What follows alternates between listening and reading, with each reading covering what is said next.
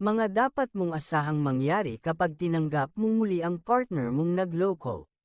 Una, gusto mong malaman ang lahat ng detalye sa ginawa niyang pagloloko. Pangalawa, wala ka ng tiwala sa kanya kaya gusto mo nga na palaging tinitingnan ang phone niya. Dahil may pagdududa ka pa rin na may contact pa rin sila ng kabit niya. Pangatlo, lihim mong sisisihin ang sarili mo kung bakit siya nagloko. Para kasi sa'yo may mga pagkukulang ka kaya ginusto niyang humanap ng iba.